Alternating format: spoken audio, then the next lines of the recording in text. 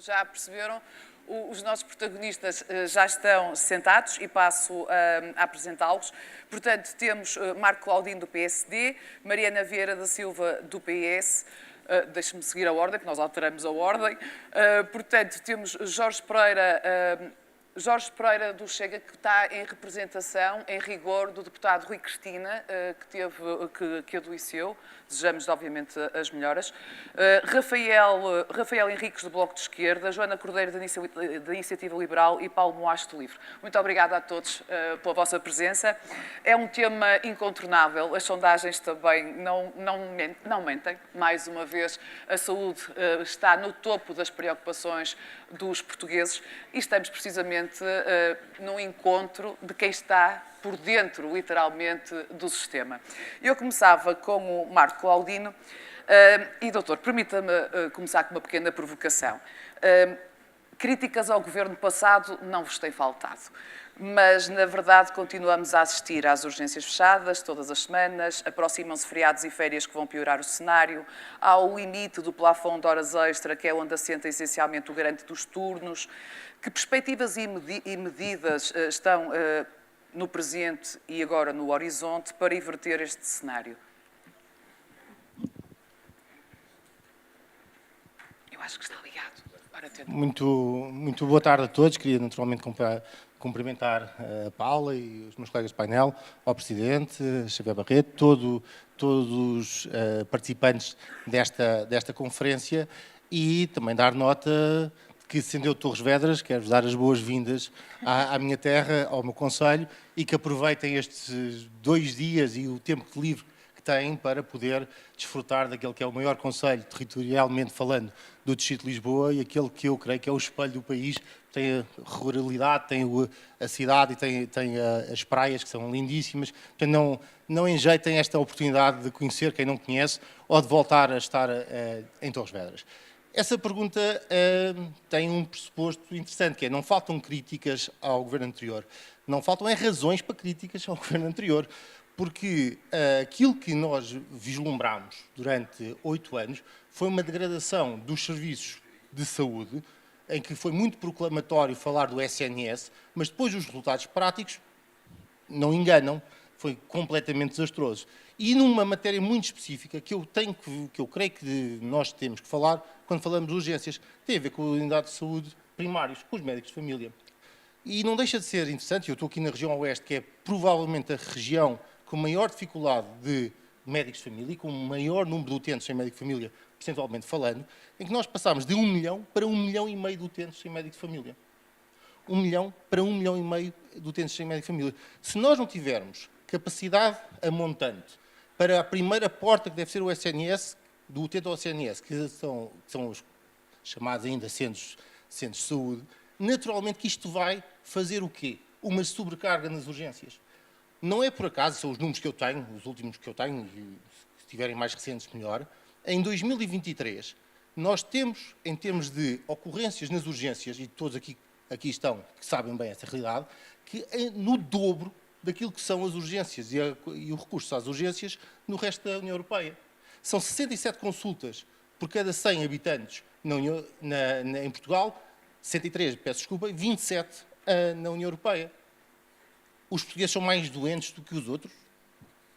Nós temos maiores patologias, temos que recorrer o dobro às urgências do que recorrem os restantes habitantes da União Europeia.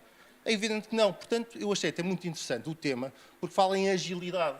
Agilidade quer dizer isso mesmo, flexibilidade, melhor gestão, melhor capacidade de entrosamento das várias matérias e dos vários prestação de serviços de saúde. E, portanto, nós temos que, evidentemente, reforçar ao nível das unidades de saúde primário e, com isso, poder aliviar um pouco as urgências. E quero lhe dizer, esse resumo que fez, eu não posso concordar com ele. Nós continuamos a ter. O que nós continuamos a ter é 20% a menos de tempo de espera na urgência. É um resultado palpável, que todos conhecem. O que nós temos também ao nível das urgências, ao nível das ocorrências das urgências, é um menor número de pessoas a recorrer às urgências porque foram dadas alternativas. E até já foi reconhecido pelo Presidente da associação que aqui se encontra. Pela linha Ligantes Salvo Vidas, que até foi iniciada pelo Partido Socialista, e, portanto, e nós reforçámos isso, fez com que tivesse muitas pessoas que, ao invés de ir às urgências desnecessariamente, pudessem ter uma alternativa de solução. Ou então a abertura dos centros clínicos, designadamente na Perlada e em Sete Rios, que também retirou muitas pessoas que desnecessariamente iam às urgências. Ou a linha, que até foi muito criticada, das grávidas, que fez com que muitas grávidas não tivessem que ir desnecessariamente às urgências. Portanto, o diagnóstico que eu creio que todos temos, que é não ir às urgências quando não é um assunto urgente. Está bom para a primeira ronda. A deixa é a mesma, porque Mariana Vieira da Silva, é o facto que o Governo esteve 8 anos no PS, mas também é um facto que muitas das medidas que o PSD está a estabelecer vieram do Governo PS. Também é incontornável. E na questão das urgências, porque é disso que estamos a falar. Mas o que é que mais poderia ter sido feito também para acautelar o travão da saída de profissionais do SNS, que já era, mesmo antes de vocês assumirem o Governo, já era previsível? Bom, muito boa tarde a todos. Queria cumprimentar todos os meus colegas de painel, cumprimentar todos os presentes e dizer que é um gosto estar aqui. Estamos em período eleitoral, o debate político é muito importante, mas eu também considero muito importante este tipo de debates, os debates que não são que são dirigidos a pessoas que todos os dias provavelmente conhecem melhor do que todos nós aqui deste lado os problemas do dia-a-dia do SNS. E eu julgo que a pergunta que fez aqui ao meu colega do PSD é importante, porque um dos problemas que nós temos tido ao longo dos últimos anos no debate em saúde é utilizarmos sempre, num momento qualquer da nossa intervenção, a palavra caos. E eu queria começar por isso. Nós, nos últimos anos, com exceção do ano da pandemia, que é excepcional, extraordinário e que julgo também não pode ser criticada a resposta que o SNS deu, nós todos os anos temos subido a produção, temos atendido mais pessoas, temos feito mais cirurgias, temos dado mais consultas, temos respondido melhor. Todos os anos isto tem acontecido e não vale a pena nós olharmos para os problemas do SNS como se eles fossem essencialmente um problema de incapacidade de resposta, porque isso é injusto para os seus profissionais, injusto para quem desenhou e implementou políticas públicas e também para quem desenha e implementa políticas públicas agora, injusto para todos aqueles que trabalham no SNS. Aquilo que me parece que tem prejudicado muitas vezes o debate é nós partirmos sempre da necessidade de desenhar e de retratar a situação como calamitosa, quando a situação tem problemas, mas ela nunca foi, não é agora, nem nunca foi nos últimos anos calamitosa. E eu julgo que se não é nestas salas que nós podemos discutir as coisas nestes termos, então não é em sítio nenhum. Qual é o problema? Se só pudéssemos escolher um problema no SNS, o problema é mesmo de recursos humanos. E aí é que se jogam as diferentes respostas e as diferentes preocupações, porque quando nós temos um sistema que vive com escassez de recursos humanos, em particular de recursos humanos médicos e em particular de algumas especialidades, não é apenas de recursos humanos médicos, mas quando nós vivemos num sistema de escassez, nós não podemos ter como essência da nossa resposta a permanente abertura de novas portas, porque cada vez que uma porta abre, eu torno o meu problema de escassez de recursos humanos mais grave. Eu aqui não estou a falar, embora seja um tema importante, do público e do privado, estou a falar no geral. Sempre que nós, para resolver um problema, resolvemos abrir mais uma porta, nós agravamos o problema de escassez de recursos humanos. E é por isso que soluções como o SCAC podem transitoriamente ajudar a sensação de procura, mas eles não vão resolver o problema, porque no fundo abriram 2 CACs, agora já há mais alguns mais, são mais desvios de recursos humanos, são mais médicos que estão ali, em vez de poderem estar nos cuidados de saúde primários ou em vez de poderem estar nos hospitais a fazer consultas. E se nós não olharmos para o problema desta maneira, podemos dar as voltas que quisermos, que nunca ou arranjamos uma forma de clonagem de profissionais, ou arranjamos formas de substituir os profissionais no sentido de ter mais práticas à distância, menos consultas presenciais e outras formas que eu sei que ao longo destes dias aqui responderam, ou nós olhamos, ou o problema mantém-se. E, portanto, eu diria que o fundamental em matéria de recursos humanos é desbloquear, do ponto de vista da formação na especialidade, algumas áreas. Eu não estou a dizer que há um problema transversal, mas há algumas áreas onde nós conseguimos desbloquear o tema da formação da especialidade ou não conseguimos resolver o problema e encontrar formas de atrair os profissionais para as áreas do SNS onde eles mais fazem falta, que são áreas muito mais difíceis. E por isso o caminho iniciado pelo governo anterior, inicialmente criticado por este, mas depois recuperado, da criação de centros de responsabilidade integrada, de instrumentos, e sei que agora há poucos minutos estiveram a discutir este tema, de compensar do ponto de vista salarial o trabalho que é mais difícil, o trabalho que é mais exigente, o trabalho que é mais complexo, é o caminho que nós devemos seguir e não o de achar que é através de concorrência, competição entre setores que numa situação de escassez de recursos humanos vamos resolver os problemas do SNS. Obrigada. A parte dos centros de responsabilidade integrada, assim como os modelos de financiamento e as horas extra, exatamente, esse é o vosso, são efetivamente um dos assuntos que vamos abordar, porque obviamente também o modelo de financiamento e o modelo em que está assente este extra para conseguirmos colar as pontas que estão demasiado soltas, dão que pensar. Joana Cordeiro,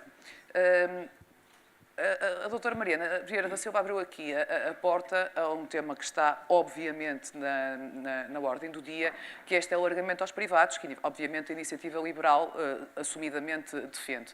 As PPPs voltam a estar na ordem do dia. Os próprios CACs, os próprios USIFs modelo C, voltam a estar na ordem do dia.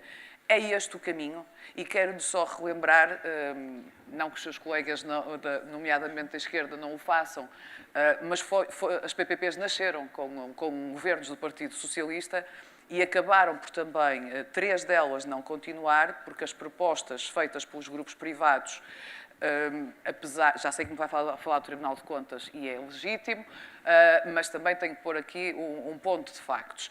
A verdade é que eu também lhe quero perguntar se, entre os litígios que existem em tribunal, de mais de exigência de 90 milhões de euros em prejuízos com a pandemia e as linhas de financiamento paralelas, que tornavam, obviamente, os contratos iniciais bastante enviesados, se considera que este é o modelo que pode realmente responder à chamada ineficiência que tanta gente acusa o SNS.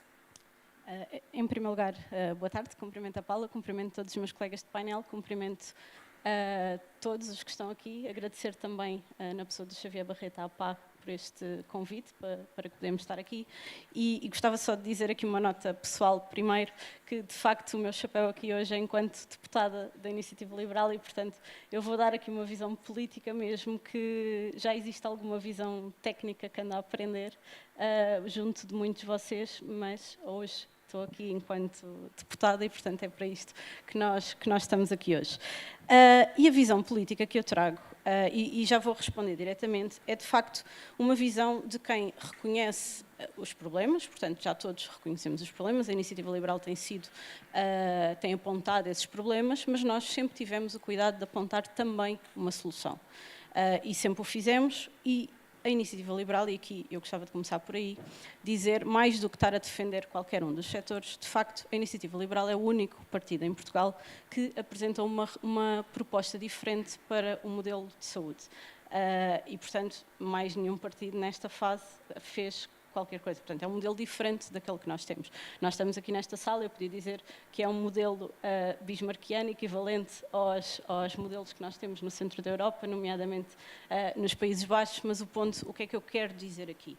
Quero dizer que para o doente, ou para o utente, é indiferente quem é o dono do hospital, quem é o proprietário do hospital. Tem de ser indiferente. Portanto, a pessoa, quando precisa de um cuidado de saúde, vai a uma unidade de saúde. E para os profissionais também não têm que saber quem é o dono do hospital. Portanto, os profissionais trabalham num hospital com as melhores condições de trabalho e com os melhores salários possíveis. E, portanto, isto é a visão da Iniciativa Liberal. Portanto, é uma visão em que há um acesso universal à saúde, centrado nas pessoas. Nós, neste momento, temos um modelo de saúde que é muito centrado no Estado, muito centrado no prestador público e, portanto, aquilo que nós queremos mudar é que esse modelo seja centrado nas pessoas. Portanto, não interessa quem é o dono do hospital, interessa que as pessoas tenham acesso a cuidados de saúde. Defendemos sempre este acesso universal que nós hoje temos, portanto, isso nunca está em causa e portanto, a pessoa escolhe onde quer ir, da forma como for mais conveniente, por qualquer que seja o motivo que quer escolher. E, portanto, e é isto o modelo que a Iniciativa Liberal defende. Portanto, nós apresentámos o Sua Saúde, que é o Sistema Universal de Acesso à Saúde, e, portanto, isto para dizer o quê? Aquilo que nós queremos garantir é que o setor público, o setor privado e o setor social trabalham com as mesmas regras, e têm os mesmos tipos de incentivos, por exemplo, quando é preciso contratar médicos. Têm que ter as mesmas regras, têm que ter as mesmas armas, digamos assim. Mas não têm. Neste momento não têm, e portanto é isto que nós defendemos. E portanto, quando nós falamos de PPPs, qual é a diferença das PPPs e dos hospitais IPE?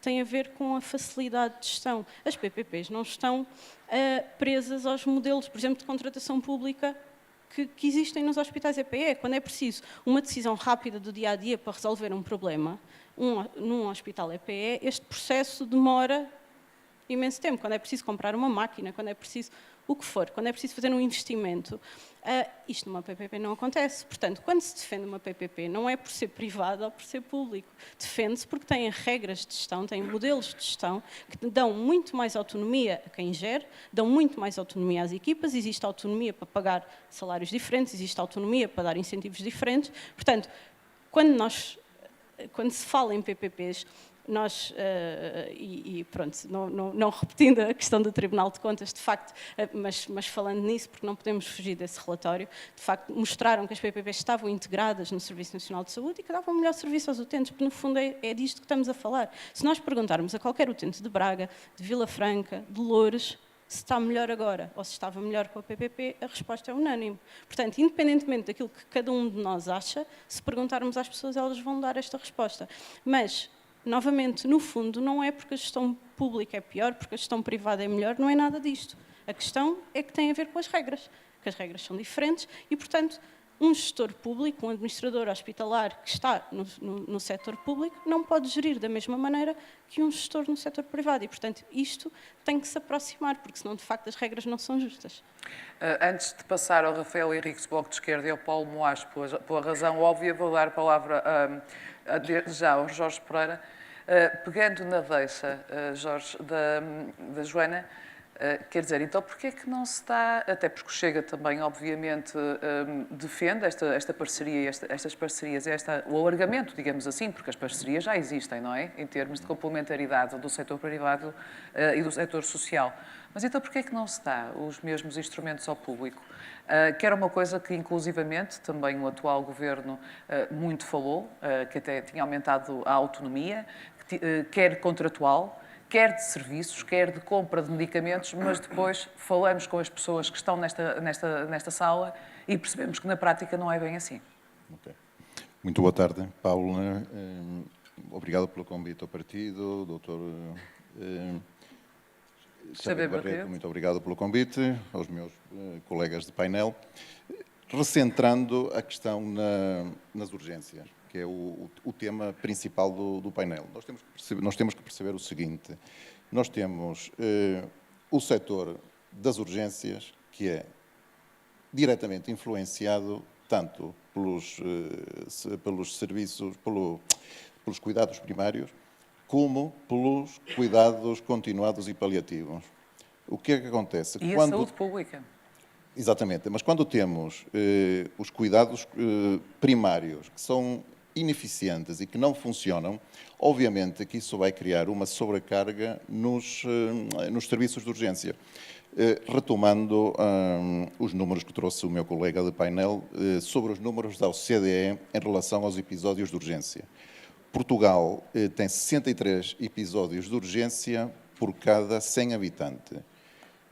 É o país que mais episódios de urgência tem dentro do quadro da OCDE. Quem é que nos acompanha? Acompanha-nos a Espanha, a Costa Rica e os Estados Unidos. Isto significa o quê? Significa também que estes países tenham cuidados de saúde primários que tenham os mesmos problemas ou problemas semelhantes aos nossos cuidados de saúde primário.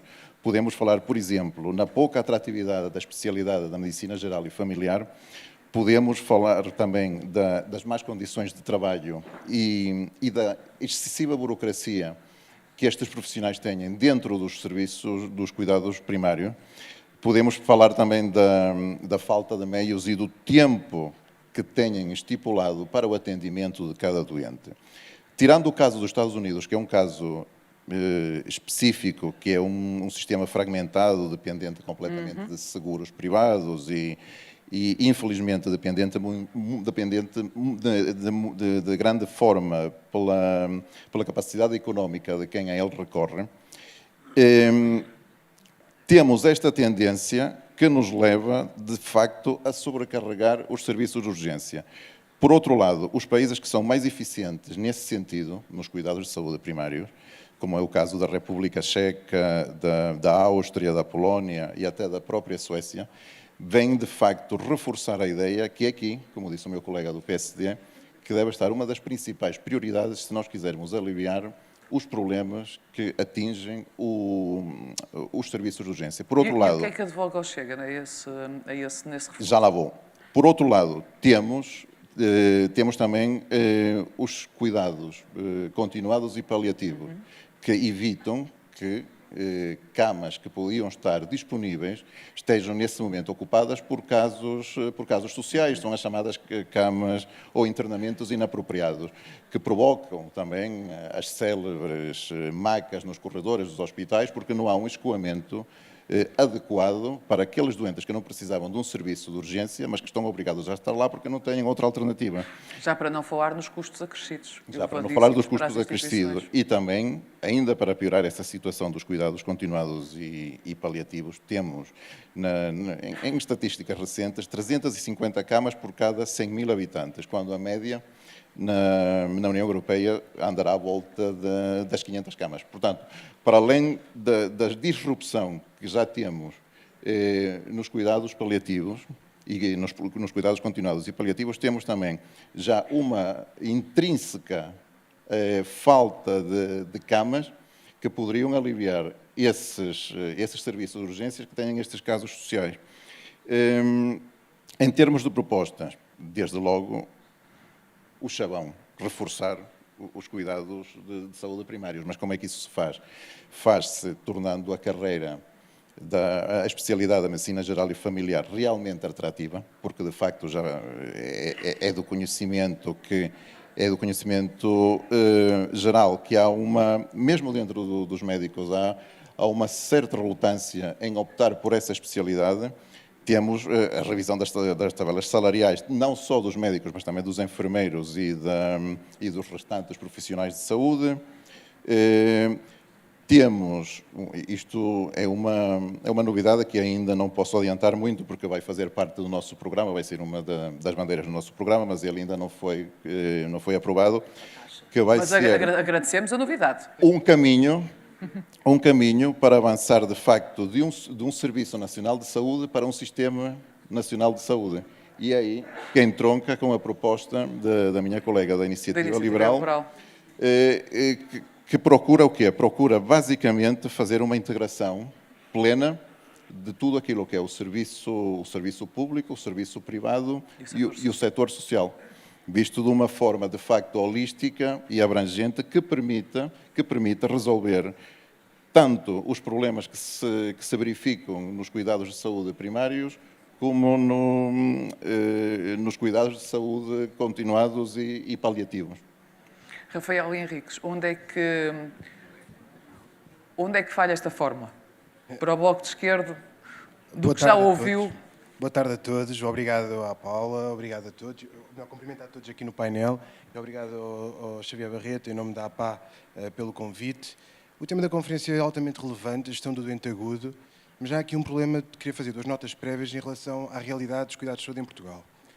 O que nós assistimos é um problema não só sociodemográfico da população, mas também das classes profissionais, os profissionais de saúde, como muitos dos administradores hospitalares, diretores clínicos, enfermeiros diretores, aqui presentes conhecem. E o que temos assistido é um envelhecimento. Com esse envelhecimento há uma maior sobrecarga de doença e, consequentemente, maior procura de cuidados naturalmente pela população. Com a pandemia, tudo isto veio a agravar-se. Houve uma sobrecarga muito pós-pandemia que sobrecarregou ainda mais os serviços de saúde, nomeadamente os cuidados de saúde hospitalares, onde tem o seu maior epicentro no serviço de urgência, mas também a nível dos cuidados primários. Na altura, deveria ter sido feita uma aposta e um reforço na valorização dos profissionais de saúde, que são a entidade que garante o funcionamento do Serviço Nacional de Saúde, e isso não foi feito em nome de algumas políticas orçamentais de desinvestimento dos serviços públicos, e a saúde não fugiu a esse critério. Em relação aqui à parte da discussão, em relação aos problemas, o que nós vemos em termos políticos mais recentes, da reorganização dos serviços de saúde, foi em 2023, ao contrário do que estava no programa do governo do PS, que afirmava que seria necessário reorganizar os cuidados de saúde, mas a favor dos sistemas locais de saúde, um modelo ainda não testado, que está previsto na lei de bases do SNS, de bases de saúde, e apostaram, em vez disso, nas unidades locais de saúde, sem qualquer evidência de ganhos em saúde. As unidades locais de saúde estão em funcionamento desde 1999, começando em Matosinhos, tendo-se propagado por mais 7, antes desta generalização para as atuais 39. E o que os estudos têm mostrado, trabalhos independentes da Escola Nacional de Saúde Pública, trabalhos académicos de Faculdade de Economia, houve até uma tese de doutoramento de uma universidade em Espanha, penso no enfermeiro, se não me recordo bem, em que mostravam que havia 5 consequências do modelo do LS. Aumento dos custos com medicamentos e produtos farmacêuticos, aumento de tempo de espera para a primeira consulta, aumento de tempo de espera para cirurgia, aumento de tempo de internamento e aumento do grau de insatisfação. Ou seja, quando se fala de políticas de saúde pública, é importante implementar todas as ferramentas que nos possam dar as informações necessárias para se essas políticas de saúde pública de facto estão a ser bem implementadas ou não. Se há ganhos, se há perdas, onde é que há benefícios, onde é que não há, que pontos a melhorar, que pontos a corrigir, e esse trabalho nunca foi feito. Depois, outro problema, ou seja, não há evidência qualquer científica para a implementação desse modelo, foi apenas por vamos seguir em frente e por uma opção em detrimento, ou melhor, o que eu quero dizer, na LS Matosinhos era propaganda como a unidade local de saúde exemplar e que servia como pretexto para alargar o modelo. A unidade local de saúde é altamente circunscrita, num concelho só, com grande capacidade de acesso a meios complementares de diagnóstico nos serviços convencionados na região adjacente, vive numa região onde existe uma elevada cobertura dos utentes por médico de família, e esse tem sido o fator decisivo, como bem sabem, pela franca melhor resposta do Norte em termos de saúde em relação ao resto do país. Rafael, se a unidade local de saúde de Matosinhos, como diz, serve de base, se entretanto não tivesse alguns dados concretos, já não teria perdido também médicos de família e outros recursos? Subsiste até hoje. Certo. A questão é, lá está, com resultados... não se faz a análise, não se faz a crítica de vida e não se muda. Mas só para ficarmos claro, mas para o Bloco de Esquerdo, as ULIS foram precocemente e precipitadamente alargadas? Para ficarmos claros em relação a esse ponto. Claro. Isso foi claro. O modelo LS não tem dados que evidenciem os seus ganhos de saúde, satisfação para os utentes ou satisfação para os profissionais. Os poucos dados, todos os trabalhos têm muitas limitações, há viés de interpretação, com certeza. Mas são as poucas ferramentas de avaliação que temos, são essas. Não há nenhum estudo que aponte benefícios do modelo do LS. Mas não quero estar a perder-me agora a discutir isso, porque teríamos que fazer uma revolução e voltar atrás com os custos inerentes e o impacto que tem na qualidade dos cuidados de saúde. É que, teoricamente, a integração e a ligação direta entre cuidados de saúde primários e unidades hospitalares... É fundamental. Pois até é estranho não acontecer, não é? No LS de Matosinhos. Um documento interno de 2021 a 2022 do Conselho de Administração do LS Matosinhos veio dizer que, numa análise SWOT, que a integração clínica de cuidados, que é o ponto-chave de integração, portanto, há várias formas de integração, horizontal, vertical, clínica, administrativa, enfim, há uma multiplicidade de variantes do processo de integração de cuidados. Aqui optou-se por um modelo de integração que não tem ganhos, não tem benefícios demonstrados. E a própria OLS de Matosinhos, num conselho que é consultável no próprio site dos documentos de apoio de gestão que eles têm, de prestação de contas públicas, eles dizem numa análise SWOT que falta a integração clínica de cuidados. Este é o ponto-chave de qualquer processo de integração de cuidados. A integração clínica. É aí que há ganhos em saúde, ganhos de economia, de eficiência. E agora, os grandes problemas estruturais do Serviço Nacional de Saúde que fazem com que haja aqui grandes dificuldades de atrair profissionais para o Serviço Nacional de Saúde. São as ferramentas gestionárias. Estamos numa associação de portuguesas administradores hospitalares. Todos bem sabem, quando se submetem para as tutelas das finanças e da saúde, quanto tempo ficam à espera de um feedback positivo para poderem trabalhar e programar atividade. Quanto tempo? E temos tido, nos últimos 50 anos, o governo do PS e do PSD, alternativamente, quando na oposição criticam a morosidade, a burocracia, a falta de agilidade, e depois, mais uma vez, arrancamos para a frente com as PPP. E já queria falar daqui uma nota sobre as PPP também. Ou seja, em vez de dar as ferramentas gestionárias aos conselhos de administração para que haja mais agilidade, menos burocracia e para conseguirem contratar os recursos humanos com a agilidade que é devida, opta-se por desistir de investir no Serviço Nacional de Saúde e vamos para as PPP. Nas PPP, a questão dos relatórios, os vários relatórios do Tribunal de Contas, a relação do processo dos relatórios do Tribunal de Contas, não se fala da questão, ok, há ganhos do ponto de vista económico ou financeiro, com certeza, mas a questão é, onde é que um utente com uma doença neoplásica, uma doença terminal, com doenças que necessitam de tratamentos biológicos, inovadores, altamente caros, como disse há pouco, temos uma sociedade cada vez mais envelhecida a requerer tratamentos inovadores, ou então até mesmo na diabetes. Muitos dos fármacos que são usados na diabetes, e sabemos que a diabetes é um grande problema de saúde pública, com grande prevalência no país, têm em termos de custos. Das duas, uma, vamos deixar de dar estes medicamentos? Ou seja, o que se contratualizava, o caderno de encargos, a carteira de serviços que é contratualizado com as PPP, exclui ou limita o tratamento deste tipo de patologias que são caras. Portanto, se há lucro para uma unidade, é porque alguns cuidados não estão a ser feitos ou não estão a ser feitos com a qualidade de vida. Deixe-me passar para o Paulo Moacho. Não é totalmente verdade que isso fique de fora. A questão que se pode colocar, é quando surge uma nova inovação, o que é que isso mexe no contrato que ficou feito? Aliás, assistimos isso em Braga com o medicamento da hepatite C. Paulo Moacho, nesta ronda, já temos aqui vários pontos. Em que posição está o LIVRE e que caminho é que devemos ir?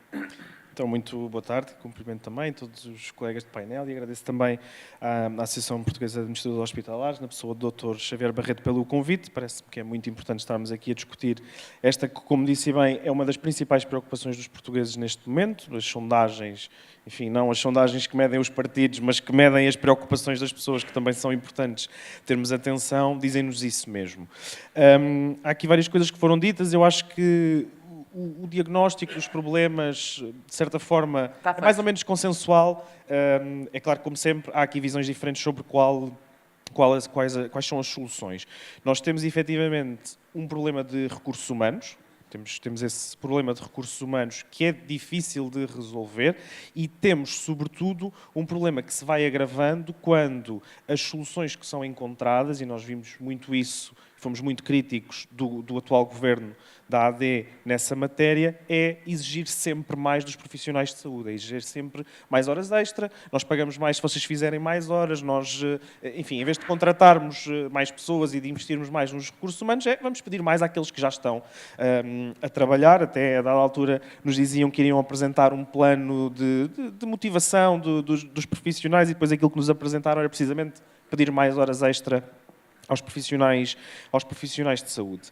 E temos também um dado que acaba por parecer contraproducente, que é o orçamento da saúde tem aumentado nos últimos anos e a verdade é que nós não vemos, ou pelo menos não se percepciona, também aqui numa altura de muitas percepções, essa melhoria do SNS, essa melhoria da resposta às pessoas. Desculpe interrompê-lo, é muito interessante ter falado no que se diz, e é verdade, se nós vimos na última década, todos os anos ouvimos, é o maior orçamento de sempre, mas se chegarmos ao fim desse ano, percebemos o nível de execução desse orçamento. E isso é muito pouco falado. Esse também é um dos E isso é muito problemas. pouco... Rafael, agora tenho que dar aqui a ronda. Esse também é um dos problemas. Há um dado também que é sempre apresentado, que é o facto de metade desse orçamento ser canalizado para os privados. É claro que nós também sabemos que uma grande fatia desse valor tem a ver com medicamentos, é um facto, mas a verdade é que os valores que têm a ver com prestações de serviço, etc., também têm vindo a aumentar. Porque quando falamos de eficiência e quando falamos de comparar o setor público com o setor privado, quer dizer, em primeiro lugar, também não podemos defender que existam as mesmas capacidades, ou seja, dizer que o privado tem mais agilidade e também não estarmos disponíveis para dar essa agilidade ao público. É também essencial. Mas depois há outra coisa, é que nós temos muitas vezes, e portanto se calhar o que devíamos estar a discutir não era reorganizar constantemente os serviços, porque também a discussão é sempre, vamos reorganizar tudo e portanto nunca há a possibilidade de estabilização do modelo e todos os envolvidos, incluindo os utentes, perceberem como é que esse modelo funciona e portanto só dando algum espaço de tempo é que nós conseguimos perceber Não se dá tempo às efetivamente. reformas, é isso? Eu acho que as reformas não são... Quer dizer, nós podemos ter muitas críticas ao modelo do LS. Nós achamos que ele, pelo menos em teoria, faz sentido em algumas matérias e a integração, como está pensada, pode fazer sentido. É preciso também, primeiro, dar tempo para ele ser aplicado e depois avaliar. Avaliar e ser o próprio Estado a fazer esse diagnóstico e percebermos se é preciso algum ajuste ser feito. Mas a verdade é que se... Também as queixas que nós ouvimos muitas vezes é a máquina no hospital avariou e nós não tivemos meios para poder comprar uma nova. Qual é que é a solução nesse momento? A solução que nos dão sempre e a solução também que nós vemos muitas vezes os partidos, o PSD e o IEL dizermos é, bom, então nós temos aí que recorrer ao privado. Muito bem, nós recorremos ao privado. Nessa teoria até... Em rigor, nessa teoria até estão de acordo. Certo. Nas mesmas ferramentas. Podemos até recorrer ao privado. Recorremos uma vez, recorremos duas, recorremos três. Ao fim de determinado tempo, já gastámos o dinheiro que custaria comprar uma máquina nova e ter aquele hospital a funcionar e a poder prestar aquele serviço. Portanto, a ineficiência é também uma ineficiência na forma como se permite ou não determinados gastos e investimentos que é preciso fazer. Já para não falar também no constante recurso, por exemplo, a questão dos médicos tarefeiros e do recurso a esse tipo de prestações de serviços. Isso é uma questão fundamental, não é? Porque é uma questão fundamental porque tem depois relações também com... E voltando mais uma vez a centrar no tema das urgências, como o Jorge tinha referido, é um tema central porque não há agregação, não é? Exatamente. Portanto, acabamos por ter aqui, na gestão do doente agudo, a falta de uma gestão planeada das equipas, não é? Claro. Portanto, como é que se pode resolver isto?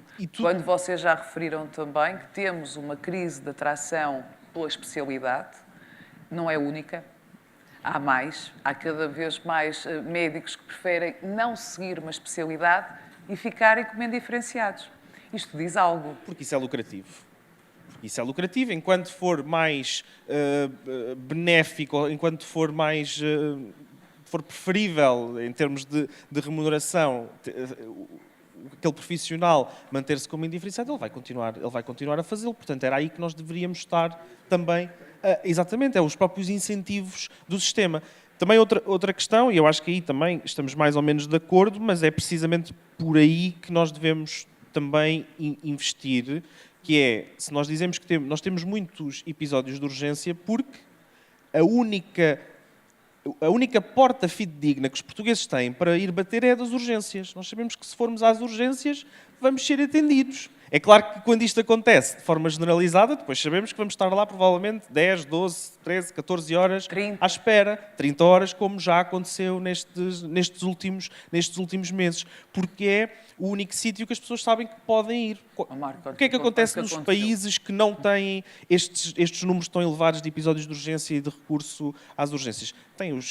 As pessoas têm uma cobertura muito maior de médicos de família, de cuidados de saúde primários e, portanto, recorrem em primeira primeira linha recorrem aí, ao centro de saúde. Por isso é que o nome era centro de saúde, era porque era o centro, era por onde se começava. O nosso sistema funciona completamente ao inverso. Está muito focado não só no hospital, como está muito focado nas urgências. E, portanto, é onde todas as pessoas recorrem, e depois dá as situações que nós já vimos várias vezes acontecer, que é as urgências naturalmente ficarem entupidas, com casos que não deveriam estar nas urgências, que não têm a gravidade e a urgência até de ter que recorrer àquele tipo de serviço, porque o resto do sistema não está a dar a resposta. Portanto, a solução não é, ao contrário daquilo que nos dizem, vamos recorrer aos privados porque pouco interessa se o prestador é público ou privado. A solução tem que ser nós utilizarmos de uma forma mais eficiente o orçamento do SNS que já existe,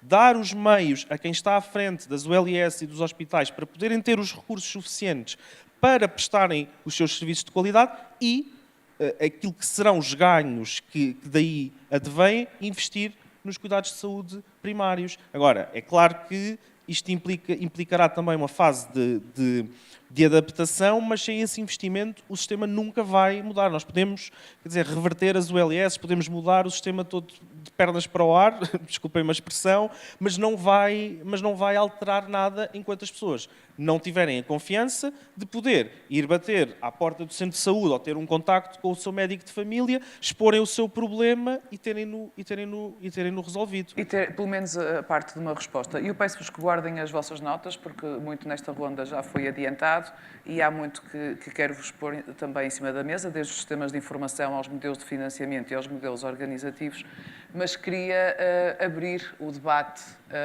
à nossa plateia, precisamente pela plateia. Nós simplesmente não vemos ninguém na nossa frente. Então nesta... Por acaso... A Mariana Vieira da Silva melhorou um bocadinho. Muito obrigada. Eu por acaso acho que... É que eu via feixe de luz só. Obrigada. É mais uma...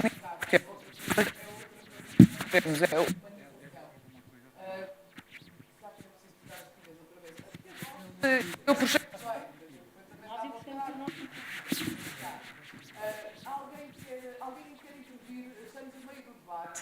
Alguém quer intervir e pôr... Já posso falar mais baixo outra vez.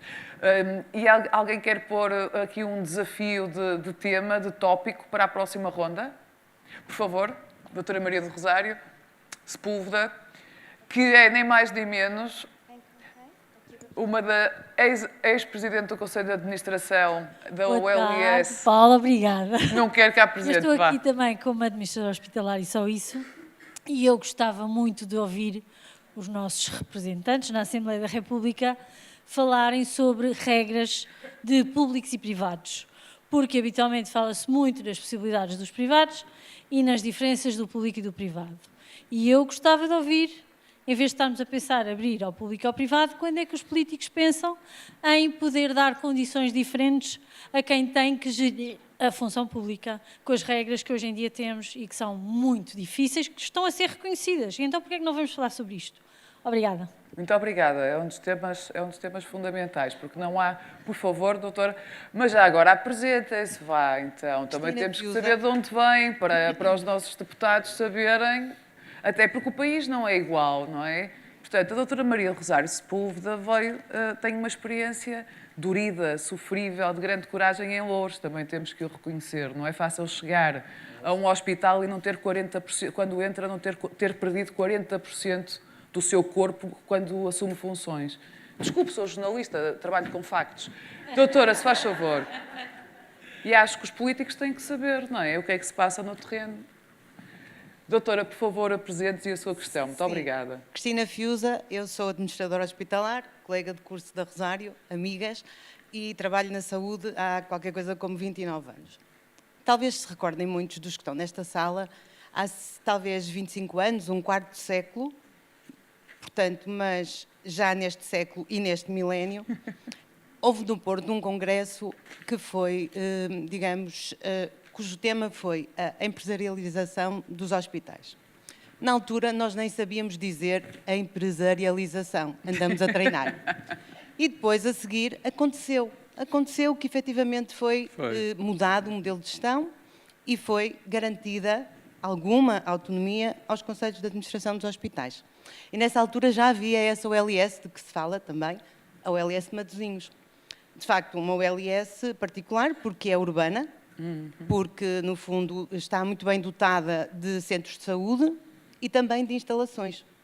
O tema é modelo de gestão e é investimento, porque a questão das PPP surge no âmbito da necessidade de investimento. É preciso investir, é preciso construir e, portanto, em consequência, não havendo liquidez ou disponibilidade de fundos públicos para investir, os privados investem e exploram, com base num contrato, durante não sei quantos anos, aquela unidade. Este é o modelo de PPP. Ou seja, nós temos um problema de modelo de gestão, nós temos um problema de investimento. E a questão dos recursos humanos decorre, não é originária, é consequência. Na verdade, nós temos hospitais vetustíssimos. Eu trabalho numa instituição com um edifício com 230 anos. Já vá, diga lá qual é já agora. Santo António. Muito bem, Porto, sim, O Santo António tem 230 anos. E paga renda à Santa Casa da Misericórdia. Eu nem ia falar disso. Mas falo eu, então. Os Também estou custos aqui da para alguma exploração, coisa. os custos da exploração são altíssimos. A sério, não diga. E o conforto dos profissionais e dos utentes é baixíssimo. Faz ou não sentido pensar na questão do investimento? Provavelmente faz. Eu não vou falar mais, porque senão vou falar muito. E há mais pessoas que querem falar. Mas anima completamente o debate e é isto que nós queremos e os nossos representantes precisam de saber destas coisas. Doutora, desculpa, pensava que tinha acabado o seu raciocínio, desculpa. É que agora tenho que dar a palavra ao Dr. Xavier Barreto, está a ver? Muito bem. É que depois eu fico aqui com tópicos a mais e depois não vamos jantar, não é? Não pode ser, é que nós com eles ficamos aqui Desculpem, mas é que o interesse é muito grande. E justifica-se. Portanto, o microfone, por favor, agradeço para a primeira fila. Por favor, Dr. Xavier Barreto. E eu peço-vos o favor de apontarem, porque depois respondem, se faz favor. Uma pergunta muito breve, naturalmente agradecer. Se há pessoas nesta sala que aí têm experiência, são vocês, seus deputados, até porque agora o microfone até é paga a dada altura. Estava a dizer que é uma pergunta muito breve e muito rápida, porque de facto estamos a falar em serviços de urgência, mas a gestão e a administração hospitalar são importantes em todas as áreas do hospital e também nos serviços de urgência. Como sabem, nós estamos num processo de revisão da nossa carreira, estamos há mais de 20 anos à espera que a nossa carreira esteja revista. Este Governo, de facto, inscreveu no seu programa, começou o processo de negociação, mas não conseguiu concluir, pelas razões que todos conhecemos.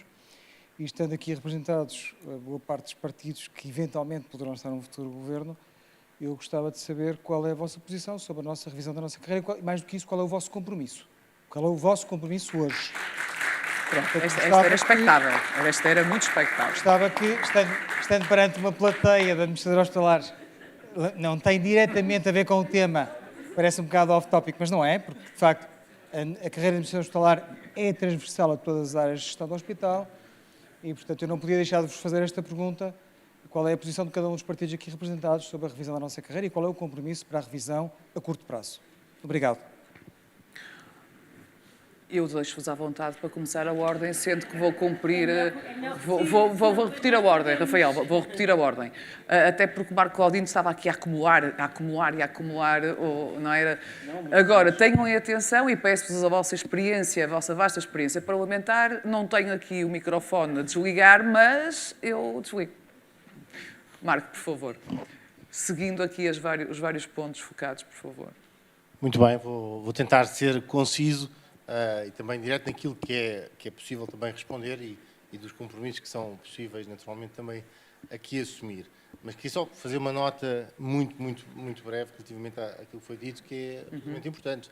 Nós temos o orçamento que vem aumentando ano após ano. Este ano, aliás, o reforço foi de 9%, estamos a falar de 17 mil milhões de euros no SNS, que todos os anos será sempre o maior, mas é preciso ver a execução no fim e aquilo que importa. Mas queria corrigir aqui só uma expressão que foi dita, que não havia maior número de profissionais. No último ano, há um reforço de 2 mil profissionais no SNS, o que eu creio que, à semelhança de outras matérias, ou somando com outros exemplos, é um bocadinho exagerado dizer que o governo do PSD-CDS querem desmantelar o SNS. E também eu fazia aqui, reforçando o apelo que a Mariana disse, que às vezes esses anátemas que se querem colocar num ou noutro partido, numa ou outra força política, é bom que se veja em concreto com aquilo que é a realidade dos factos, olha, e dos números e dos factos que a Paula aqui disse que era importante. Mas ferramentas iguais, sim ou não? Repare, naturalmente que cada realidade é uma realidade e há sempre do PSD uma ideia e um propósito e exemplos de reforço da autonomia das admissões hospitalares com vista a ser mais eficiente. Nós já, acho que concordámos todos aqui, que há um problema talvez mais do que do número de trabalhadores, do número de profissionais, do próprio de gestão. A questão das urgências em específico, haver um recurso em mais do dobro das consultas do que a média da União Europeia, é disso exemplo.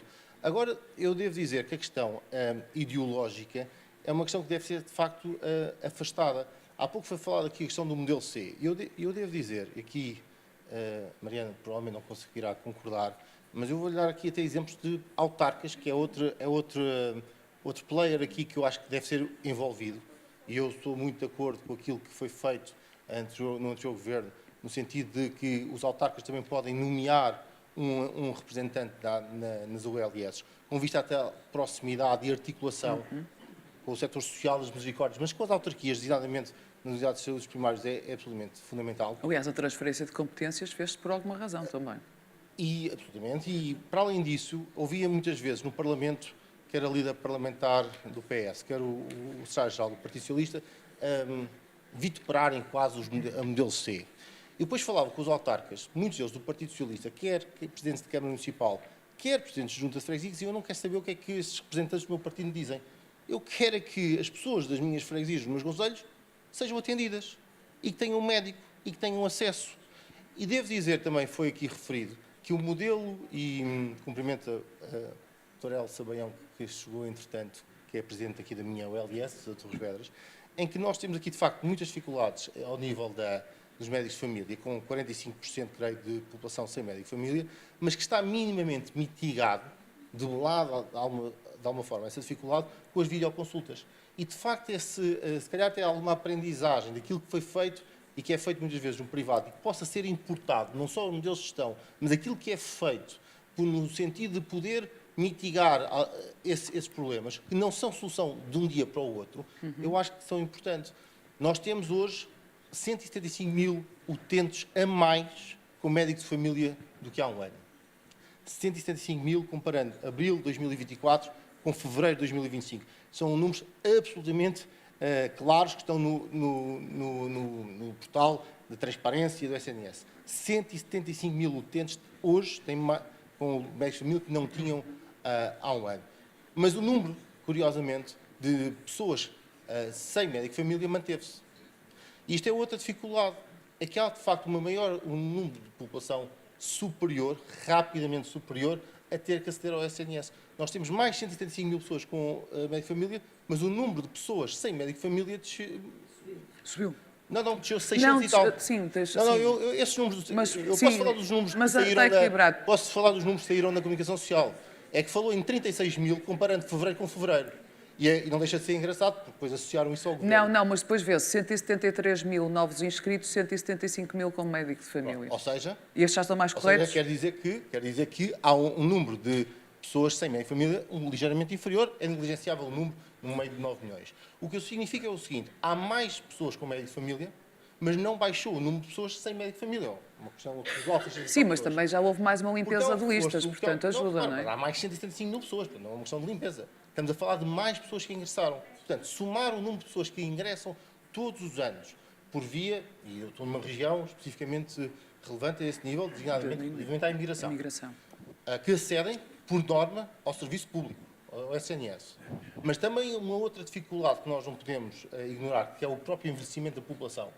E no outro dia também falava, não é nenhuma confidência, com o Sr. Presidente do Conselho de Administração da OLS do Oeste, que aumentou o número de dias médio de internamento. Isto é uma dificuldade que existe naturalmente para as OLS. E, portanto, nós temos, de facto, dificuldades que são exigências, que são permanentes, que são acrescidas, que têm de ter esta visão holística com as autarquias locais, com as misericórdias e com o reforço das unidades. Deixe-me só perguntar rapidamente, temos que passar aos outros elementos. Do compromisso. Não. Então não posso, nessa parte não posso. Este é o governo, que em menos de um ano, portanto, em menos de um quarto, porque são 4 anos e meio, estava previsto, que conseguiu executar cerca de 30 e tal, 40%, portanto, bem acima do dobro daquilo que é o seu tempo médio. E, naturalmente, e para ser muito franco, não vai ser ninguém neste momento do PSD, nesta qualidade, que vai falar aquilo que era uma negociação que estava em curso. Aquilo que eu posso dizer é o exemplo. Valorizámos 17 carreiras da administração pública, reforçámos aquilo que é não só o número, mas também as condições de atratividade daquilo que são os profissionais de saúde na SNS e, naturalmente, que estamos no meio de uma negociação e, se Deus quiser e os portugueses assim o entenderem, faremos voltar à mesa de negociações, conseguindo seguramente chegar a bom porto, como chegámos com todas as outras carreiras, algumas delas talvez até mais difíceis de concluir. Marco, não sei se estamos muito perto de Fátima, mas tenho que lhe perguntar, em termos da... Disse, se Deus quiser, desculpe, era uma provocação. Falou num tema central. Há muitas propostas de comissões que vocês próprios criaram e validaram para a concentração de serviços. A Zona Oeste é uma das que tem a mais forte recomendação de concentração de serviços. Acha que vai haver coragem, principalmente em eleições autárquicas, para o fazer? Não sei se compreendi bem o âmbito... Eu acho que compreendeu muito bem. Eu acho que compreendeu muito bem. Nós vivemos, não queria estar sempre a comparar, mas olha, é quase inevitável também o período pré-eleitoral. É para a Zona Oeste e, como sabe, para Lisboa e Val do Tejo, nomeadamente a Península de Setúbal. A concentração de serviços, nomeadamente em obstetrícia, e sabe que o Hospital de Leiria a esse nível... Tem. Eu quero que vocês acrescentem isto. Mas digam não, é ano de autárquicas. Também é. Sabe que a seguir a 18 de maio vai haver outra coisa. Tenho que passar aos colegas de painel.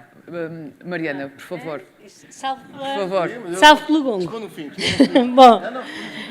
Bom, muito rapidamente, porque as perguntas são muitas. O programa do Partido Socialista será apresentado amanhã, mas nele está, como aliás o Dr. Xavier Barreto sabia, o compromisso que o próprio governo do PS também tinha de 2025 ser o ano em que se fazia a revisão da carreira de administradores hospitalares. Eu não acho que seja uma revisão fácil. E devo dizer, porque a complexidade da tarefa dos administradores hospitalares é hoje muito maior do que foi e, portanto, é preciso olhar com muito cuidado para o que é que tem que ser a carreira, mas só não quero dizer que é fácil, porque carreiras que estão mais ou menos na mesma, independentemente, dependem apenas da disponibilidade orçamental. Não quer dizer que isto seja uma coisa fácil de resolver. Durante muitos dos 8 anos não foi uma questão fácil de resolver, porque o país teve um caminho até às contas públicas permitirem todas estas revisões de carreiras e ele não acabou, ao contrário do que se costuma dizer, em 2015. Mas é um compromisso do PS a revisão, não só da carreira de administradores hospitalares, e permitam-me que diga que falo desta também, porque me parece igualmente importante para a organização hospitalar, que é no fundo o que aqui nós estamos a falar, dos técnicos superiores de saúde. Estas, para mim, são as duas carreiras que são prioritárias rever, porque tudo o que falamos aqui da organização é impossível sem olhar para estas duas carreiras na área da saúde. Relativamente às urgências, porque eu há pouco, no meio de tudo, acabei por não falar muito do tema do painel, eu julgo que nós temos que olhar para 3 dimensões que já estavam a ser tratadas no âmbito das reformas da direção executiva e que, à medida que o tempo avança, nós podemos ir acertando e corrigindo. A primeira é, de facto, o aumento da resposta de cuidados de saúde primários. Nós temos falado aqui muito de médico de família, mas aquilo que muitos dos administradores hospitalares nos dizem é que, para nós conseguirmos ter mais resposta nos cuidados primários, também precisamos que os cuidados de saúde primários respondam a toda a dimensão de continuidade e prevenção que hoje respondem, mas também alguma capacidade de resposta do doente agudo. E isso precisa de ser acrescentado. Eu não diria acrescentado, porque faz parte da tarefa dos cuidados de saúde primários, mas, e falando em avaliação de políticas públicas, aquilo que nos vem sendo dito é que, apesar de fazer parte da tarefa, nem sempre essa correspondência está a existir e, portanto, nós precisamos de conseguir responder ao doente agudo, em particular nos períodos típicos da gripe e afins, onde essa procura sobe, e nos sítios do país onde essa capacidade não está a existir, temos de estudar porquê, perceber porquê e corrigir isso.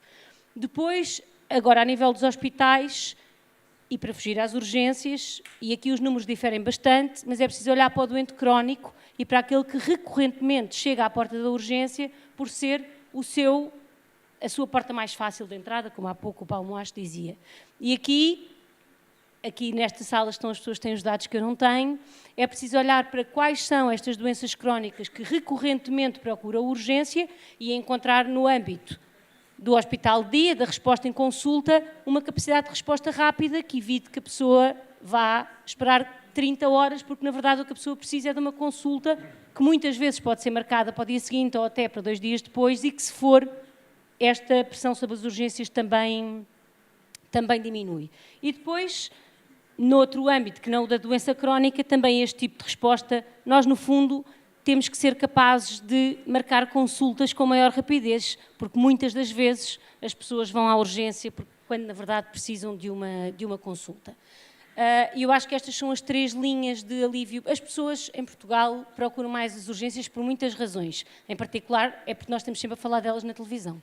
Se nós não falássemos tanto delas na televisão, talvez as pessoas procurassem também outras portas de entrada, porque são mais velhas. Ou então os hospitais tinham mais horas, quer dizer, isto é quase uma rotunda, não é, doutora? Desculpe, mas isso... Certo, mas nós só falamos... Não é tapar do sol com a peneira, não é disso que estou a falar, mas se aliás, só falarmos de urgências... a mudança de cultura também pode passar muito por falarmos... Se falarmos das outras respostas que existem, é só disso que eu estou a falar. Nós também temos que noticiar... Se as houver, nós agradecemos. E em muitos existem, e as pessoas... E eu acho que as pessoas não têm que saber todas as respostas que existem, porque o sistema é verdadeiramente complexo. Queria ainda, sobre as urgências, dizer que há um tema que todos aqui na sala conhecem muito bem, que é a relação entre as ERPs e as urgências. E, portanto, a capacidade do SNS responder nas estruturas residenciais para idosos é fundamental para não acontecer o que todos os invernos acontece de procura de urgências, e esta seria a 4ª dimensão que queria falar.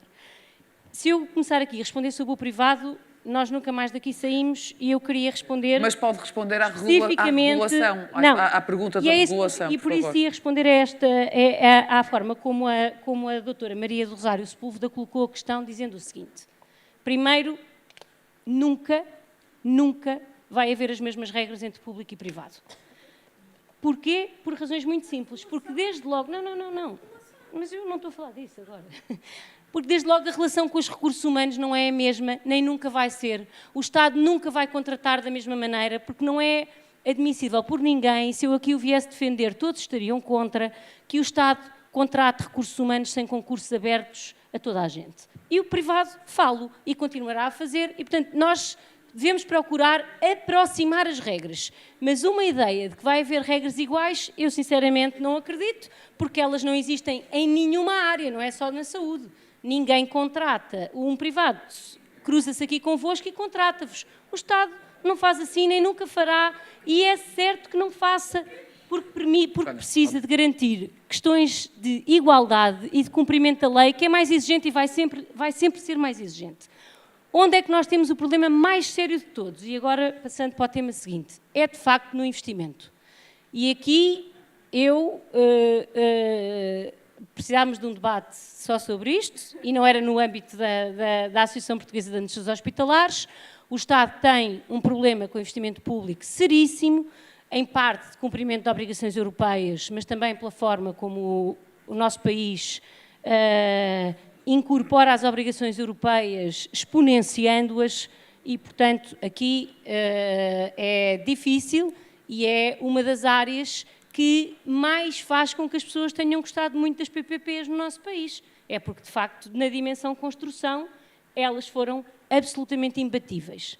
Sobre hospitais, a única coisa que eu posso dizer é que os hospitais foram construídos em PPP também hão de ter 200 e qualquer coisa anos. Portanto, a parte da vetustez dos edifícios vai tocar a todos. Nós é que já não estaremos cá para ver, mas, apesar de tudo, eu julgo que nos últimos anos nós temos feito um investimento muito significativo e que o PRR, do ponto de vista dos equipamentos, permitiu. Eu, quando vou a um hospital, quer seja enquanto deputada, quer seja enquanto cidadã, há sempre alguém que aparece para me dizer qual é o instrumento do PRR, que entretanto chegou a Itália a ser montado numa salinha. Portanto, eu hoje tenho até uma visão como utente desses equipamentos. Vão poder dizer-me que foi muito tarde nos últimos 8 anos, dos 8 anos de governação, mas tem permitido, pelo menos aqui aos meus colegas do PSD, inaugurarem muitos que foram comprados durante o período anterior. Tenho que passar... Eu vou fechar. Se permite... No tema dos cuidados de saúde primários, eu gosto muito de ver o PSD reconhecer os problemas que antigamente achava fáceis. Porque o facto de nós, nos últimos anos, termos juntado utentes, não é uma coisa que aconteceu só este ano.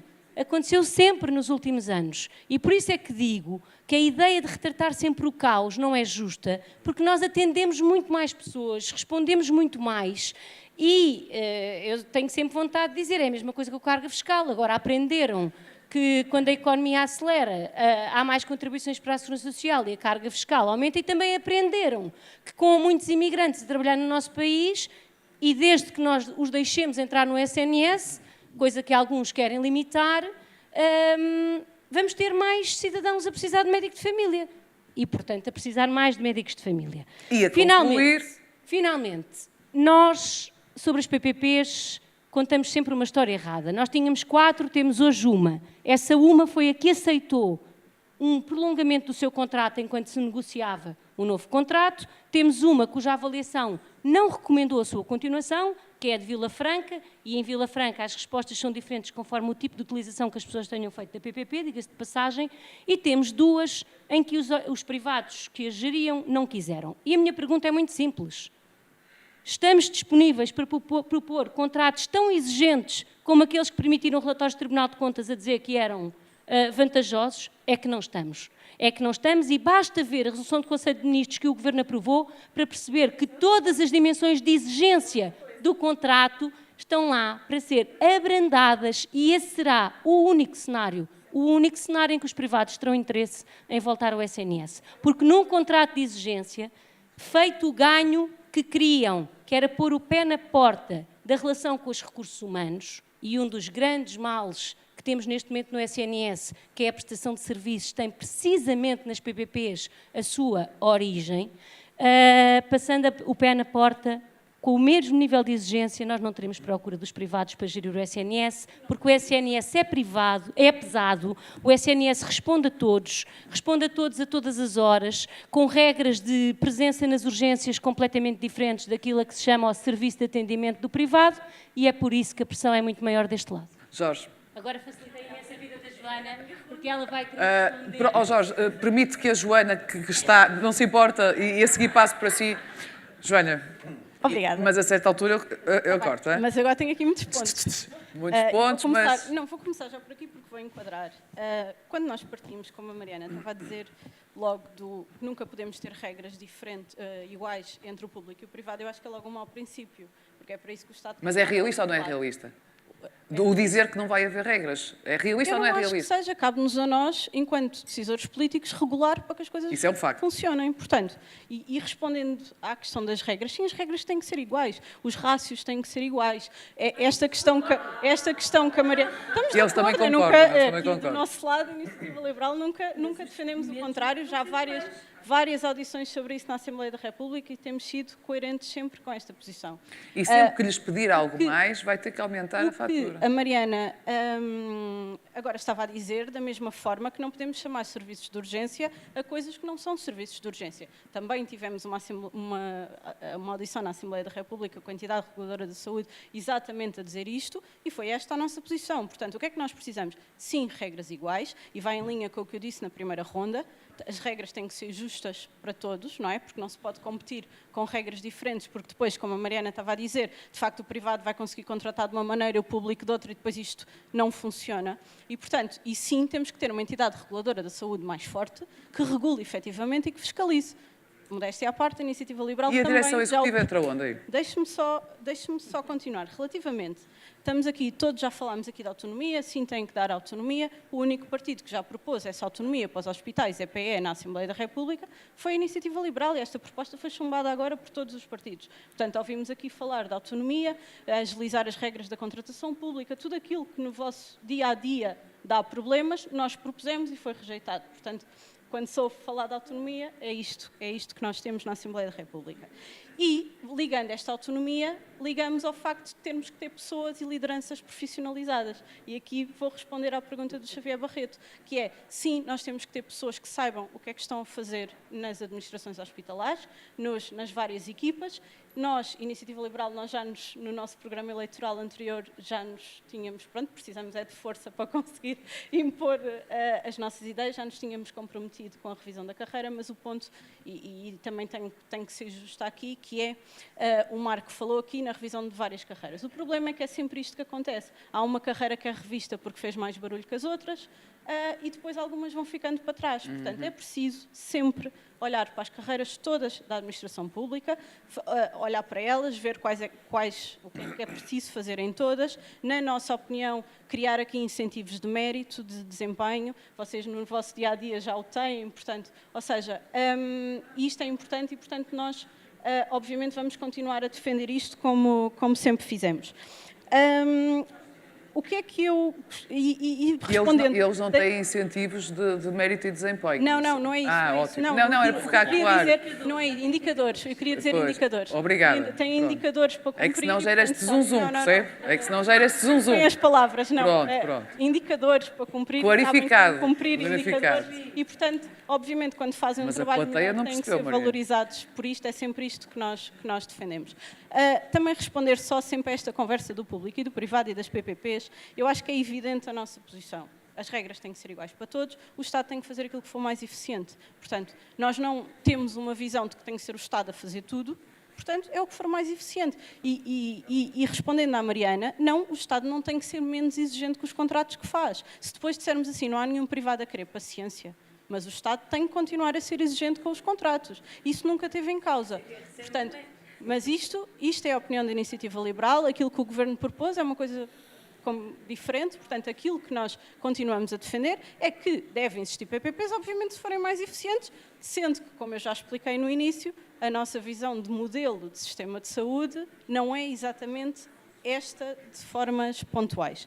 Mas depois, há aqui um ponto que eu acho que o Xavier Barreto falou na primeira intervenção que fez e que já foi aqui um bocadinho abordado. Eu pedi à plateia, por favor, que deixem acabar, porque depois podem pedir contas também durante a campanha eleitoral, não? E a seguir. Portanto, este é o momento, agora temos que... Convidamos, ouvimos, por favor. Sim, este é o último ponto que eu vou dizer, mas eu acho que é importante, porque há pouco o Xavier Barreto falou nisto, sobre esta questão da reorganização, e o Marco fugiu um bocadinho à pergunta, mas eu acho que nós temos que falar disto. E aqui eu vou repetir o que já disse várias vezes no Parlamento. Eu sou do distrito de Setúbal. Portanto, nós temos 3 maternidades na Península de Setúbal. E não é aceitável que uma grávida não saiba onde é que o seu filho vai nascer. Portanto, há uma que vai ter que estar aberta. Se precisam de estar as 3, é outra coisa que nós temos que discutir depois e são estudos que têm que ser feitos. Agora, o que eu quero dizer é que há uma que tem que dar resposta. E isto, o Xavier Barreto teve uma frase aqui há uns tempos que eu vou citar, que é para não me enganar, que dizia: a solução deveria passar pela concentração dos serviços de urgência e não pelos fechos. Porque, de facto, aquilo que nós temos com estes encerramentos rotativos causa uma ansiedade nas pessoas e causa uma falta de confiança. O que é que nós dizemos a uma grávida da Península de Setúbal que faz o seu...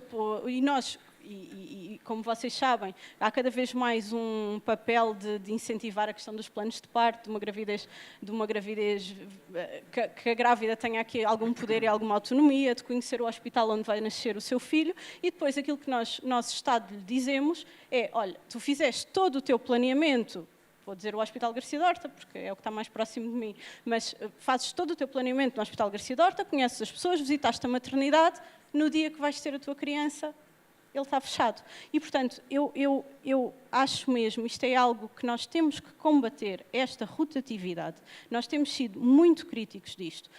Eu acho que não se tem tido, e aqui eu vou colocar... Olha, não é o microfone, mas é as luzes. Está a ver o sinal? E aqui eu tenho responsabilidade, tanto o Partido Socialista como agora o PSD, porque eu disse isto várias vezes aos vários ministros da Saúde e ninguém conseguiu valorizar isto. Aliás, eu tive um dos ministros que me disse, mas o que é isso? E se quiser, qual é o problema? Está grávida, vai ter o filho onde calhar. Não, isto não pode ser uma resposta do Ministro da Saúde, lamento imenso. Portanto, esta questão da rotatividade não é aceitável e tem que ser combatida. E isto tem que ser pensado e tem que ser articulado e tem que ser olhado. Portanto, isto para responder, já está para responder diretamente, Joana, porque eu acho que mais ninguém, só mesmo deixar claro, que mais ninguém aqui, nós estamos perfeitamente disponíveis para ter esta discussão e para olhar para isto e defender isso, se for preciso defender, porque a Iniciativa Liberal sempre tem defendido às vezes coisas que são difíceis de defender, mas é para isso que nós estamos cá. Jorge, vou apelar ao seu poder de síntese, assim como ao Rafael e ao Paulo, sem vos prejudicar, mas agradecia, sendo que os estudos estão feitos, a própria Comissão para a Saúde da Mulher e da Criança, criada, já entregou o relatório e está lá ipsis verbis. Ultrapassado este ponto, por favor, as suas considerações. Muito obrigado. Respondendo à doutora Maria Rosário Sepúlveda sobre a questão dos entraves, da burocracia, das autorizações, isto é um problema transversal à atual administração pública. Hoje em dia, mesmo a nível autárquico, é muito, muito complicado. Tornou-se complicado por diversos fatores lançar um concurso, fazer uma contratação. Nós aquilo que propomos é uma simplificação desses procedimentos ao nível legislativo, mas sempre tendo em consideração a proteção em si do objetivo que se pretende. Isto é, evitando sempre qualquer tipo de janela que permita um desvio para atos de corrupção, atos menos claros. Essa é a nossa filosofia. Simplificar, sim, temos a autonomia de gestão no nosso programa, mas com os devidos cuidados e com as devidas cautelas. Em relação ao orçamento da saúde, bom, temos aproximadamente 16 mil milhões de euros de orçamento da saúde, quase que duplicou durante uma década. Há que fazer várias perguntas, há que perceber se de facto não há ineficiências nesse sistema, que é um sistema enorme, é um sistema, enfim. Melhorar as ferramentas de gestão, como é óbvio, estamos aqui numa palestra dos administradores hospitalares, é evidente, melhorar ferramentas informáticas, que também estará no nosso programa. Há um sem número de ferramentas informáticas que, mesmo dentro dos serviços que os profissionais têm que lidar, muitas vezes para fazer coisas redundantes, que é uma autêntica confusão. Enfim, nós nunca tivemos no governo, temos aqui o PSD e o PS que estiveram durante 50 anos no governo, eles saberão porque é que temos um orçamento desta dimensão e temos esta falta de investimento e estes problemas que todos nós conhecemos. E depois também é preciso ter em consideração o seguinte: nós estamos confrontados com um aumento enorme nas despesas que vão ser necessárias para a área da defesa. Como é que vai ficar? É preciso perguntar como é que vai ficar, como é que vai ser a distribuição desses recursos por todos os ministérios, incluindo o Ministério da Saúde. Sim, será que vai ser afetado? Será que não vai ser? É uma questão interessante que importa responder. Concluindo e respondendo ao Dr. Xavier Barreto sobre a revisão da carreira da administração hospitalar. Ele sabe bem, porque tivemos sempre em contacto. Propusemos essa revisão em sede do Orçamento do Estado para 2025, foi chumbada pelo PSD e pelo PS. Entrou uma iniciativa nesse sentido, só que, entretanto, pela queda do Governo, ela ficou sem efeito. Vamos voltar novamente a ela na próxima legislatura. E sim, é justo, passado 20 anos, tendo em consideração a responsabilidade que estes homens e estas mulheres têm na gestão dos hospitais e as responsabilidades e E eu sei que isto não é muito popular dizer, mas há que colocar esta questão. Será que aquilo que os administradores hospitalares oferem, tendo em consideração aquilo que oferem os seus pares no privado, é justo? Perante as responsabilidades, perante tudo aquilo que têm que assumir, será que é justo? Não terá que haver uma revisão, de facto, em profundidade e com olhos de ver, tendo em consideração essas mesmas responsabilidades e no fundo, a gestão deste sistema enorme que é o sistema e o Serviço Nacional de Saúde. Por cada serviço, gerir cada serviço já se percebe. Exatamente. Rafael, apelando ao seu poder de síntese. Vou ser rápido. Eu vou responder às 3 perguntas, mas só queria deixar umas notas em relação à intervenção do Marco, em relação à questão das carreiras médicas. Não foi revista a carreira dos médicos, basicamente. Foi negociado um acordo com um sindicato que não é representativo da classe e que não traz ganhos, de facto, para compensar as perdas que foram feitas, que aconteceram devido à inflação e à perda de salário por parte dos profissionais de saúde. Quem fala dos médicos fala assim para os restantes profissionais e é isso que irá acontecer necessariamente também para as outras revisões da classe. A nossa perspectiva do Bloco de Esquerda, a nossa visão é que, como falei há pouco, houve um desinvestimento muito grande na função pública. A função pública é um serviço essencial para garantir os serviços mais básicos do país. Saúde, educação, segurança e, neste contexto, encontram-se também os administradores hospitalares. Defendemos carreiras atrativas, salários que possam responder às necessidades de pessoas. Por isso é que assistimos na região de Lisboa e Val do Tejo uma desertificação por parte de profissionais de saúde, porque o salário que oferem no serviço público não consegue responder às necessidades em termos de custos. Só falando na habitação é uma impossibilidade. E quem fala dos médicos que são dentro dos funcionários públicos da área da saúde, que conseguem ainda receber comparativamente às outras categorias profissionais, um salário um bocadinho maior, mesmo eles veem-se impossibilitados de viver com qualidade na região de Lisboa e Val do Tejo. A área que eu conheço maior é onde trabalho, na ULS da região de Leiria, onde sou médico de família, e tem-se dito aqui algumas coisas que não fazem muito sentido. Na mesma altura em que foi aprovado o decreto-lei para as ULS, foi revisto o decreto-lei das USFs. Em vez de se rever a realidade do decreto-lei das USFs, empoderando as USF modelo B, dando-lhes mais autonomia e revendo a questão dos indicadores, foi revisto os indicadores de desempenho para lhes garantir que eles não conseguem atingir os valores esperados. Só 18% do valor para eles conseguirem atingir os valores de desempenho para aquele valor que Manuel Pizarro na televisão dizia que era um aumento de 60% para os médicos. Primeiro era só para médicos de família, depois era só para modelo B e depois era se cumprissem aqueles indicadores. Isto é propaganda e demagogia. O que nós defendemos é estruturalmente, para todas as carreiras, uma revisão concertada de todas as carreiras da área da saúde. Em relação à questão dos autarcas, que o Marco falou há pouco, também falo com autarcas. Autarcas, quando eu estive na altura, quando foi implementado, foi iniciado o processo de envolvimento do modelo do LS, criou-se na Unidade Local de Saúde, agora a atual Unidade Local de Saúde da região de Leiria, uma comissão de profissionais dos cuidados de saúde primários contra a criação da ULS. 70% dos profissionais eram contra. E reunimos com todos os autarcas da área de influência da futura ULS. Todos os autarcas dizem é, eu não percebo nada de saúde. O modelo que está a funcionar não dá resposta.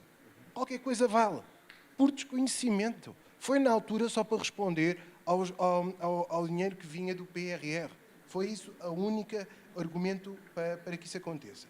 Em relação às USF, modelo C, o que nós temos assistido na região de Leiria, onde se prevê que vão ser criadas 5 USF modelo C, é que os autarcas, numa impossibilidade de responder às necessidades de cuidados de saúde, estão a desenvolver um conjunto de projetos com as misericórdias, que são os projetos Pata Branca.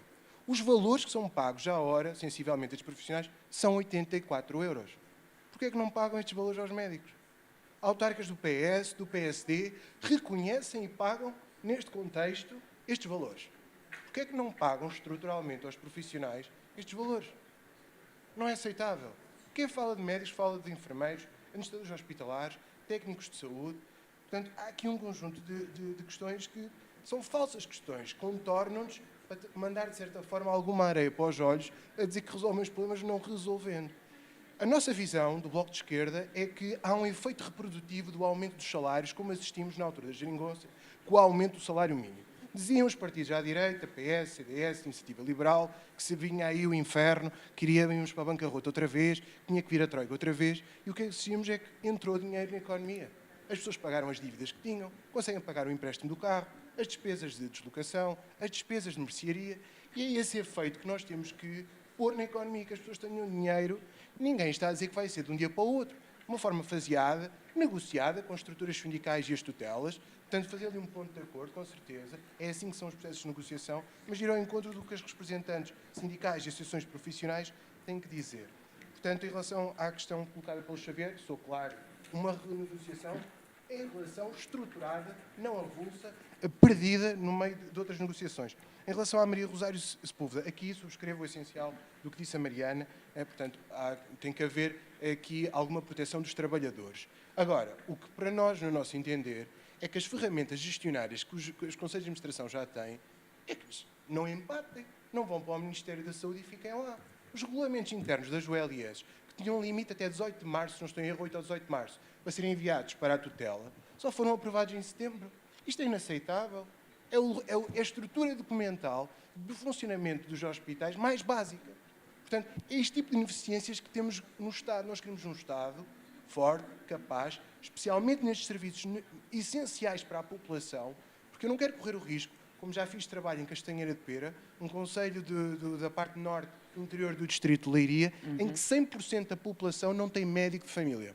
Estão a mais de uma hora de um hospital. Eu trabalhava lá, o CAC, isto agora tem outras denominações, SAPs, CACs, na altura é consulta de atendimento complementar, trabalhei lá um ano, ainda não me pagaram. Portanto, fiz cerca de não sei quantas horas, a ULS Coimbra ainda está para me pagar as horas que eu fiz lá. Portanto, isto é o trabalho de função pública, de valorização dos trabalhadores a serviço às populações envelhecidas, sem possibilidade de deslocação, e quem fala de mim fala dos restantes profissionais.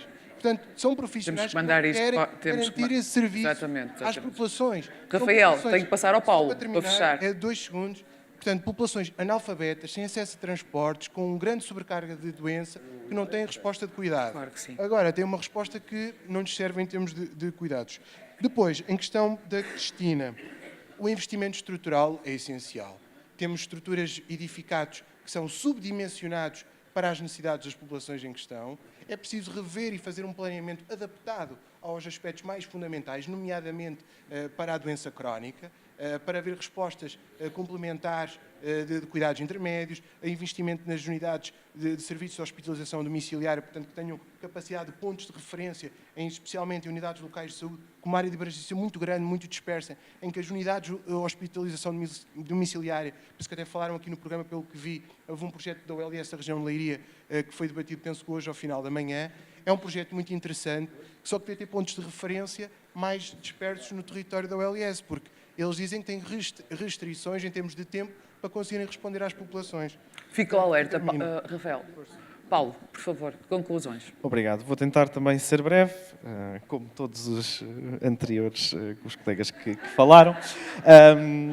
Bom, uma primeira nota para dizer algo que me parece relevante, que é, nós, quando olhamos, eu não sou especialista nesta área, vou já dizê-lo, mas nós, quando olhamos para os vários sistemas de saúde no mundo, nós temos vários modelos diferentes. Temos modelos que são como o modelo português, o modelo do Reino Unido, que é mais pensado como prestação direta, e temos outros modelos que são pensados com os seguros de saúde, com o recurso a privados. E há vários países em que uns modelos funcionam, há outros países em que não funcionam, portanto, há um bocadinho de tudo. O nosso sistema foi pensado de uma determinada maneira, portanto, quando se acusa, nós ouvimos também o do PSD dizer isso, os partidos da esquerda, alguns partidos que veem com muitas reticências o recurso aos privados, como se quer fazer desta forma, de cegueira ideológica e de ser uma obsessão ideológica, é mais ao contrário. O nosso sistema foi pensado para ter uma prestação direta por parte de um serviço público e universal. Não foi pensado para recorrer aos privados, não foi pensado para ser com base em seguros de saúde. E também, muito poucas vezes se diz que, por exemplo, os Países Baixos, nos quais existe um modelo diferente, os prestadores de cuidados não são privados no sentido empresarial, são privados na lógica de setor social e não lucrativo, o que é completamente diferente. É uma lógica completamente diferente, porque um privado que tem uma lógica empresarial quer fazer lucro, quer poder gerir uma unidade, seja ela qual for, seja uma USF, seja um hospital, e no fim ter lucro, e no fim ter algum ganho com isso. E é isso que nós entendemos que, se o Estado tem dinheiro para pagar esse lucro ao privado, então deveria ter também a capacidade de utilizar esse lucro para investir no próprio serviço público, porque não vemos a saúde como um negócio, não vemos a saúde numa lógica empresarial. É claro que, quando falamos aqui de regras público e privado, há um problema no nosso país que eu acho que é mais ou menos transversal. Todos os autarcas com que nós falamos nos dizem, quer dizer, todas as pessoas que consigam gerir qualquer tipo de orçamento nos dizem que a contratação pública é um problema, tem muitos entraves, tem muitas dificuldades, muita burocracia, muita complexidade. É claro que é preciso olhar para esse tema também de uma forma mais abrangente, sem descurar as garantias de legalidade e de criminalidade, porque também sabemos que é essa área que também tem propensão para esse tipo de prática de crimes, de corrupção, claro, por isso é que é um exercício for, sem generalizar, mas é uma área sensível, identificada por todas as instituições internacionais, mas tem que ser mais ágil, tem que ser mais fácil. Claro que as regras nunca vão ser iguais. Mas, por exemplo, o LIVRE apresentou uma iniciativa no Parlamento para começarmos pelo básico, que é a informação, o acesso à informação. Os privados têm acesso a toda a informação de tudo o que se passa no público. O número de consultas, o número de profissionais, os valores que são pagos, toda essa informação é pública. O público não tem nenhuma informação sobre os privados. Nós apresentámos uma iniciativa sobre isso, para sabermos quais é que são os tipos de intervenções que foram feitas, o número de profissionais, os contratados, etc, etc. Paulo, Iniciativa Liberal. Iniciativa Liberal e PSD tem dificuldade em ter dados do próprio Portanto, público. era isto, era literalmente isto. Era transparência na informação, era só isto que nós pedíamos. Transparência na informação, para nós sabermos, porque a verdade é que há uma concorrência desleal. Há uma concorrência desleal. O privado sabe tudo sobre o público não sabe nada sobre o privado. E, portanto, é também relativamente a isto que nós temos que prestar atenção. Relativamente à questão das carreiras, também respondendo muito diretamente, somos totalmente favoráveis à revisão. Sobretudo, deixar esta nota que parece-me que não é só no setor da saúde, em todas as carreiras públicas com que eu tive reuniões com sindicatos, seja com quem for, muitos deles me diziam exatamente o mesmo. Nós temos a carreira há 20 anos, nunca foi revista, nós temos a carreira há 15 anos, nunca foi revista. Portanto, isto é absolutamente não só indigno, porque as pessoas continuam a trabalhar, muitas vezes a trabalhar muito mais do que trabalhavam na altura em que estas carreiras são estabelecidas, e a receber comparativamente menos, porque, entretanto, tiveram desvalorização com a inflação. Portanto, também é preciso fazer um debate, um acordo, não parece que seja algo que necessariamente tenha que estar na lei, mas estas carreiras têm que ter uma revisão com alguma regularidade e com alguma frequência, porque senão aquilo que acontece é que o próprio Estado não valoriza as pessoas que trabalham para si. E nós temos visto isto com demasiada frequência, o Estado a promover a saída dos quadros que tem, porque entende que isso é uma despesa e é um peso, e portanto, isso acaba depois também por deixar o setor público com falta de capacidade depois de fazer aquilo que é preciso fazer. Uma última nota também para falar sobre a concentração de serviços.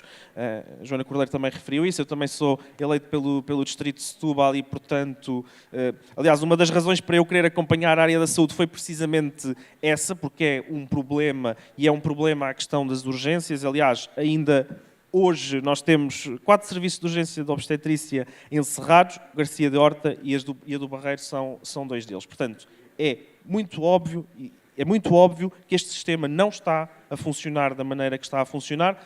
Temos algumas dúvidas se concentrar serviços será a melhor solução. Nós estamos a falar de uma zona que tem um elevado número de população, ou das duas uma, nós dizemos que aquele serviço naquele local não faz sentido porque não há um número suficiente de pessoas que precisem dele. A proposta é um centro materno e que não se justifique. Não é bem um Agora, a verdade é que também estarmos a pedir às pessoas para percorrerem 30 km, 40 km, 50 km, também pode não ser a melhor solução, mas aqui também assumo, ou seja, não tenho uma posição completamente fixa sobre isso. É preciso preciso mesmo ver, do ponto de vista técnico, qual é que seria a melhor solução para o fazer, desde que se garanta que quem precisa tem acesso aos cuidados de saúde, que isso é que é o essencial e que consegue, quer dizer, que não vamos ver as situações que vimos com demasiada frequência durante este ano, durante o ano passado, em que o número de crianças a nascer em ambulâncias disparou face a anos anteriores, e isso é que é também um exemplo